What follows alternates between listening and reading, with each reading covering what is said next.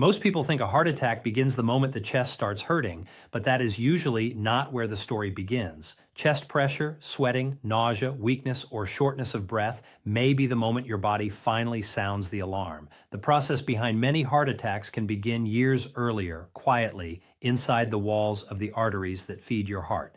And that is what I want you to understand today. Because if you think about a heart attack only as a sudden chest problem, you can miss the much longer story that often comes before the emergency. Picture one of your coronary arteries as a smooth, flexible tunnel. Every second, blood moves through that tunnel, carrying oxygen to your heart muscle. But over time, cholesterol-containing particles can become trapped in the artery wall. Inflammation can develop, plaque can slowly form, and sometimes a plaque can break open or erode, causing a blood clot to form. If that clot becomes large enough to block blood flow, part of the heart muscle can be starved of oxygen. That is when a heart attack can happen. So here is the first big truth. For many people, the heart attack does not truly start with pain in the chest. The emergency may show up there, but the process often starts silently inside the coronary artery wall. And what makes this dangerous is that you may feel completely normal while it is developing. You can go to work, eat dinner, laugh with your family, and sleep through the night without feeling plaque slowly building. Early atherosclerosis often causes no obvious symptoms. That is one reason someone can say, "But I felt fine yesterday," and still have a serious heart problem today.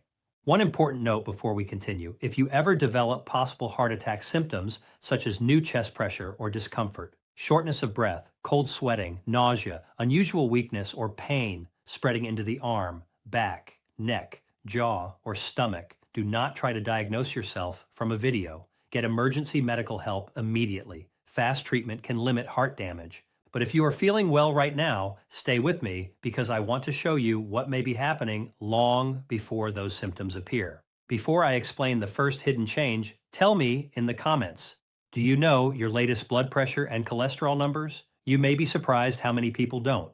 Let's start with the artery itself.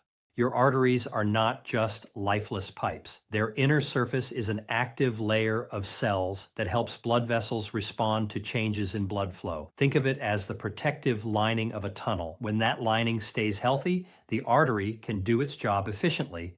But when the vessel is exposed again and again to harmful conditions, the environment inside the artery wall can begin to change. One of the biggest drivers is cholesterol, especially LDL, and other cholesterol-carrying particles that can contribute to plaque formation. Your body needs cholesterol. The problem is not that cholesterol exists. The problem is what can happen when too many cholesterol particles circulate in the blood over time and become involved in plaque buildup inside artery walls. Imagine tiny delivery vehicles traveling through your bloodstream. Under the wrong conditions, some particles can become retained in the artery wall. Your immune system reacts, inflammation develops, and over time, this can contribute to plaque. And plaque is not simply a lump of fat stuck inside a pipe. It is a complicated structure within the artery wall. Some plaques become more stable, others can become more vulnerable. This matters because many people assume the most dangerous artery is always the one that is almost completely blocked. Not necessarily. A plaque does not always have to grow until it closes the whole artery. In some heart attacks, a plaque ruptures or erodes. The body treats that damaged surface like an injury and forms a blood clot. If the clot suddenly stops enough blood flow, a person who felt normal earlier can suddenly be in an emergency. That is the first idea I want you to remember. The final event can be sudden. The disease process usually is not. But cholesterol is only part of the picture. High blood pressure can quietly increase strain on your blood vessels year after year. You usually cannot feel it. But when blood pressure remains too high over time, it can damage artery walls and make the conditions that promote atherosclerosis worse. That is why knowing your blood pressure is more important than guessing based on how you feel. Many people think, I don't get headaches, so my blood pressure must be fine. But high blood pressure is often silent. Feeling normal does not prove your numbers are normal, and here is where the risk begins to stack. Imagine someone with high LDL cholesterol and high blood pressure at the same time.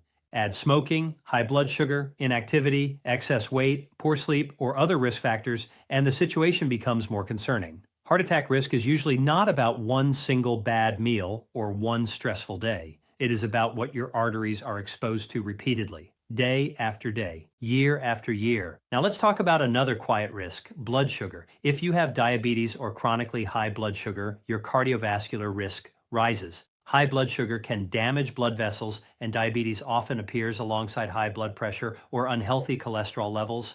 But here is the part most people miss. You may not feel high blood sugar damaging a blood vessel. You may not feel LDL particles contributing to plaque. You may not feel high blood pressure stressing an artery wall. Some of the biggest heart attack risk factors can work in the background without producing the dramatic chest symptom everyone is waiting for. That is why waiting for pain before thinking about prevention is such a bad strategy.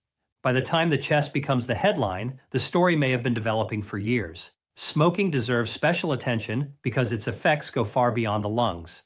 Cigarette smoke damages the heart and blood vessels. Nicotine can raise heart rate and blood pressure. Carbon monoxide reduces the amount of oxygen your blood can carry. Smoking also raises the risk of atherosclerosis and heart attack. Now you may be wondering, if all of this can happen silently, how are you supposed to know whether your arteries are in trouble?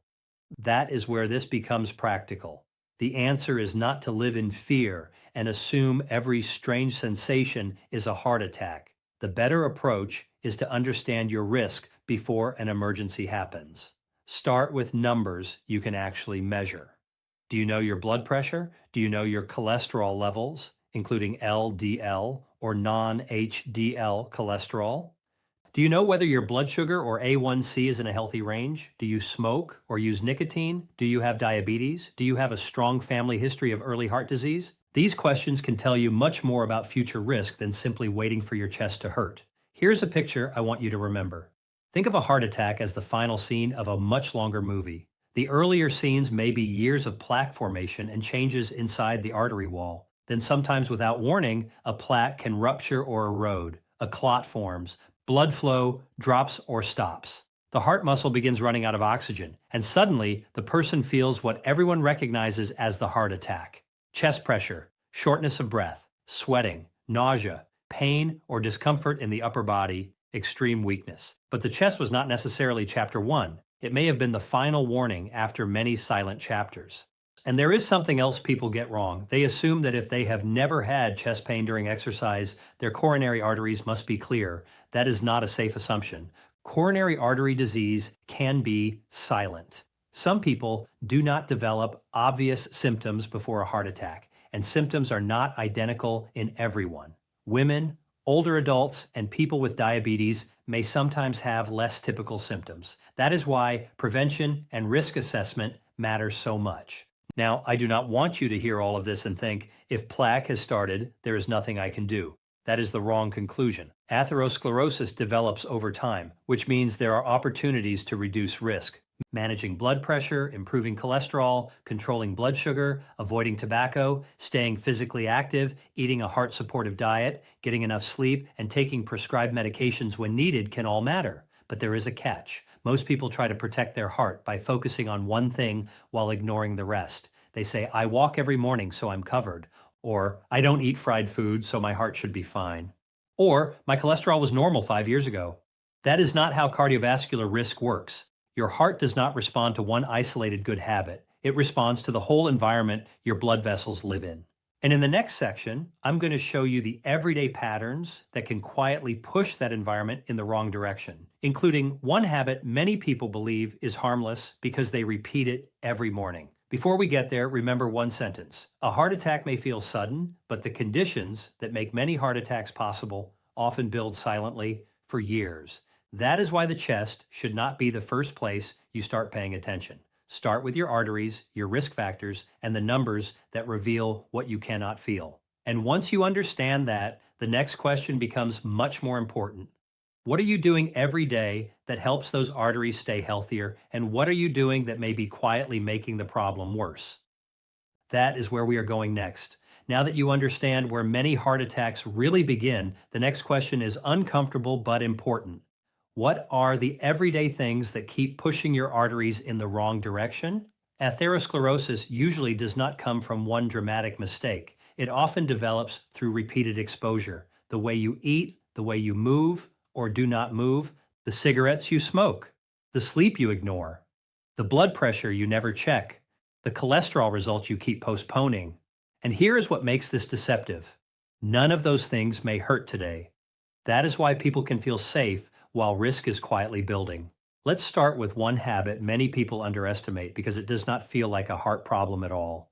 Sitting too much and moving too little. You do not need to be an athlete to protect your heart, but regular physical activity helps support healthier blood pressure, blood sugar, cholesterol, fitness, and weight. When movement disappears from your day, several cardiovascular risk factors can begin moving in the wrong direction together. Heart risk cannot be judged by appearance alone. A person can look slim and still have high blood pressure, unhealthy cholesterol, diabetes, poor fitness, or a strong family history of heart disease. That is why your numbers and medical history matter more than what you see in the mirror. The good news is, movement does not have to mean an exhausting gym session. Walking, cycling, swimming, dancing, gardening, resistance exercise, breaking up long periods of sitting. Consistency matters more than trying to become a different person overnight, but exercise is not the whole answer. There is another risk factor that can overpower a lot of good intentions: smoking. Many people still think of smoking mainly as a lung problem. It is also a blood vessel problem. Tobacco smoke damages the cardiovascular system and is a major risk factor for coronary heart disease and heart attack. Secondhand smoke matters too. So if someone says, "I only smoke a few cigarettes," that does not make the habit harmless. If you smoke, getting help to quit may be one of the most meaningful things you can do for your heart. Now let's move to a risk factor that is much less obvious: poor sleep. Most people think sleep only affects energy. They believe if they can get through the next day with coffee, the problem is solved. But sleep is part of the system that helps regulate blood pressure, metabolism, stress responses, and cardiovascular health. Repeatedly getting too little sleep or poor quality sleep is associated with higher heart risk. And if you snore loudly, stop breathing during sleep, wake up gasping, or remain extremely sleepy during the day despite spending enough time in bed, do not simply assume you are a bad sleeper. Ask a healthcare professional whether something like sleep apnea could be involved. Now notice what we have done so far. We have not blamed one magical food. We have talked about movement, smoking, and sleep because heart attacks are rarely explained by one isolated choice. And that brings us to the next mistake: treating food like a single villain instead of looking at the overall pattern. People love simple rules. Never eat this, always eat that. This food cleans your arteries, that food clogs them overnight. Real cardiovascular health is not that simple. No single breakfast suddenly creates a heart attack, and no superfood erases years of risk. What matters more is what you repeat. A heart-supportive eating pattern generally emphasizes vegetables, fruits, whole grains, beans, and other legumes, nuts, fish, or other appropriate lean protein sources, and healthier unsaturated fats, while limiting excessive sodium, added sugars, and foods high in saturated fat. Why does that matter? Because your eating pattern can influence several numbers we have already discussed: LDL cholesterol, blood pressure, blood sugar, triglycerides, and body weight. And here is where marketing can fool people. A package can sound healthy on the front and still deserve a closer look. Check sodium, added sugar, saturated fat, and most importantly, the pattern of your whole day. Now let's talk about sodium, because this is another place where risk can hide. A lot of sodium can come from packaged, restaurant, and highly processed foods, not just the salt shaker. For someone with high blood pressure, reducing excess sodium may be part of the plan their healthcare professional recommends. And remember, high blood pressure often does not announce itself. You can have elevated blood pressure and still feel completely normal. That is why the blood pressure cuff can tell you something your body may not. But there is another number you cannot feel either: LDL cholesterol. If someone says, "I walk every day and I have no chest pain," that still does not tell us what their LDL level is.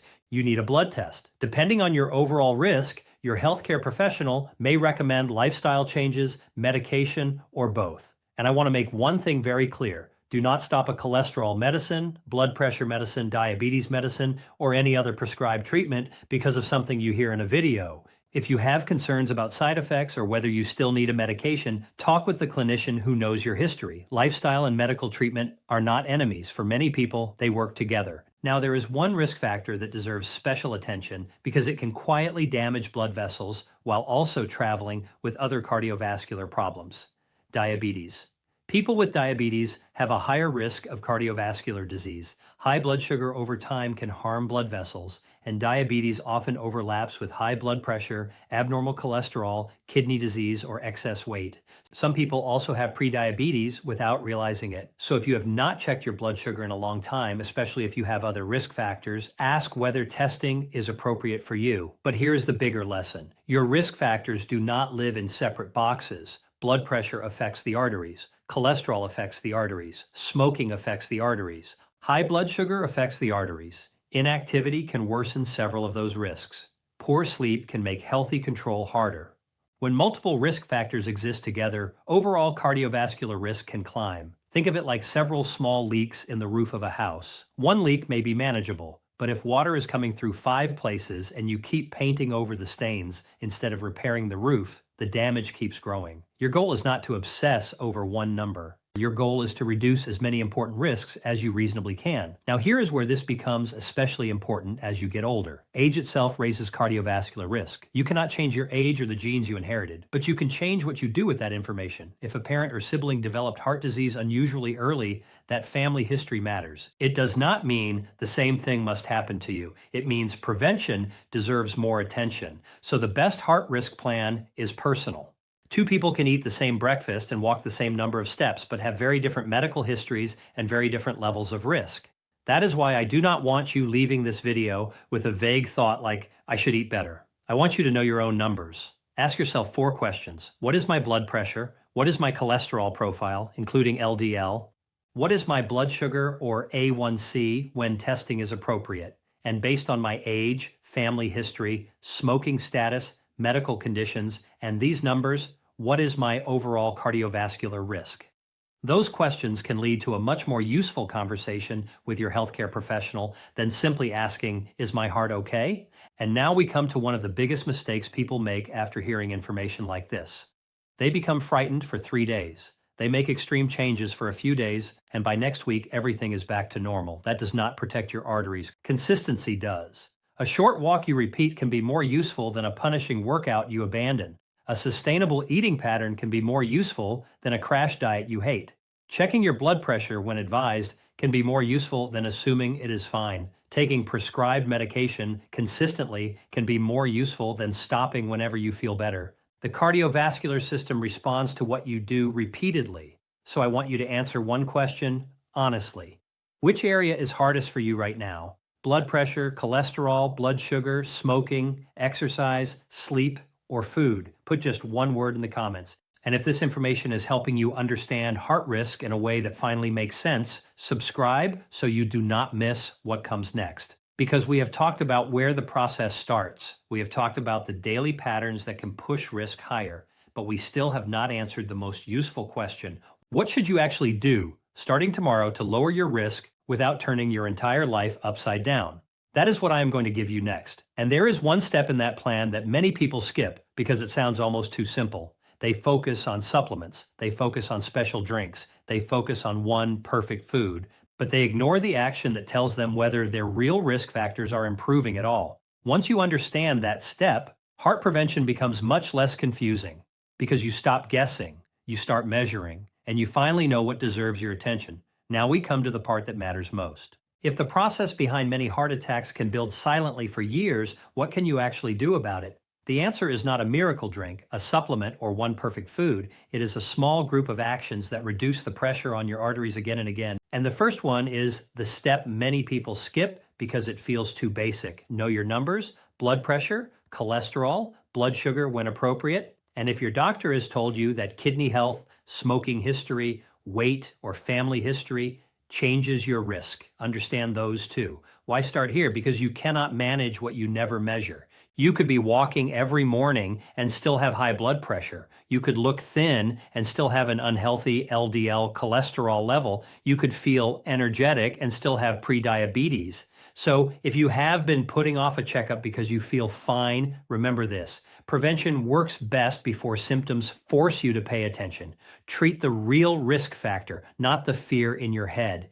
If your blood pressure is high, work with your healthcare professional on lowering it. If your cholesterol is high enough to require treatment, take that seriously. If you have diabetes, managing blood sugar, blood pressure, and cholesterol together can be especially important. If you smoke, quitting deserves priority. This is where many people lose valuable time. They start chasing supplements while ignoring a blood pressure reading that has been high for months. Or they stop a prescribed medicine because someone told them a natural remedy can replace it. There is no food or supplement that should automatically replace treatment prescribed for a known cardiovascular condition. Lifestyle and medical care can work together. Now, let me give you the third step, because this is where prevention becomes something you can actually see on your plate. Build most of your meals around foods that support cardiovascular health.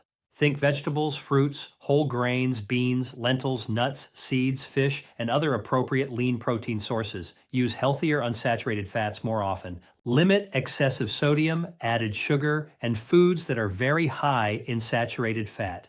The goal is not perfection. The goal is to make the better choice your normal choice. One meal does not define your arteries. Your pattern does.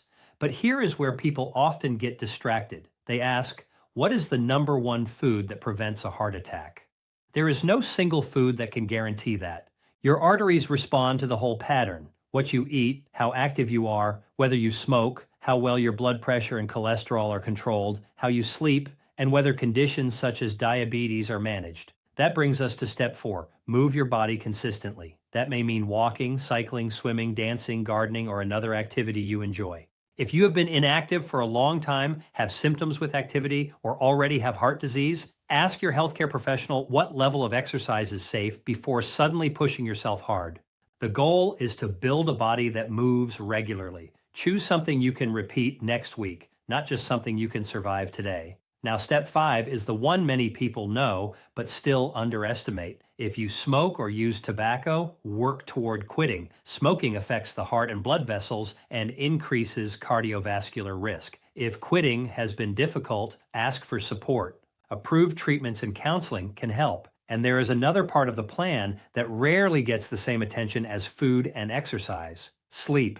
Most adults need roughly 7 to 9 hours. If you spend enough time in bed but still wake exhausted, snore heavily, or repeatedly stop breathing during sleep, according to a partner, bring that up with a healthcare professional. Sleep is part of cardiovascular health. Now notice something. None of these steps sound shocking. That is exactly the point. The most useful prevention advice often looks less exciting than miracle claims online. Measure, treat, eat better, move, avoid tobacco, sleep, repeat.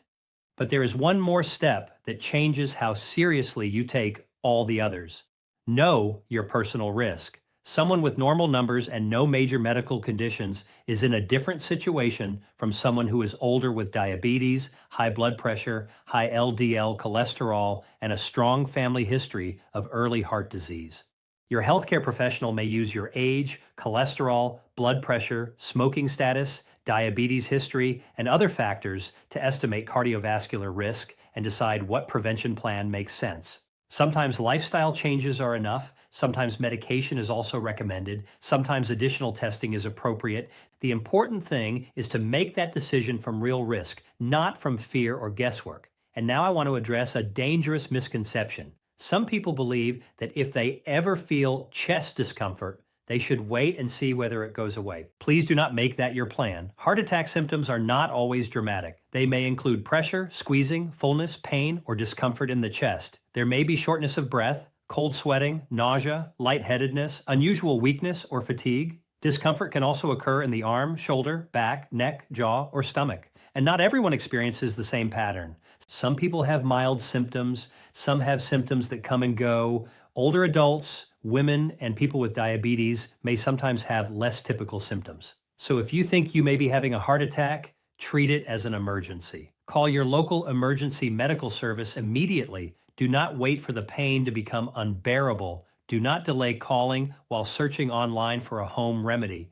Time matters because heart muscle needs oxygen. There's another myth I want to clear up. My chest pain went away, so I am fine. Not necessarily. Symptoms can sometimes come and go. If they are new, concerning, or suggest a heart attack, get emergency evaluation. And remember, exercise is protective, but it does not erase every other risk factor. Now, you may be wondering about aspirin because many people have heard that aspirin can help during a heart attack. This is exactly why emergency services should be called first. Do not delay calling because you are looking for aspirin or trying to treat yourself. Whether aspirin is appropriate can depend on your situation, allergies, bleeding risk, medications, and instructions from emergency professionals. The first move is to get emergency help. Now let's bring everything together.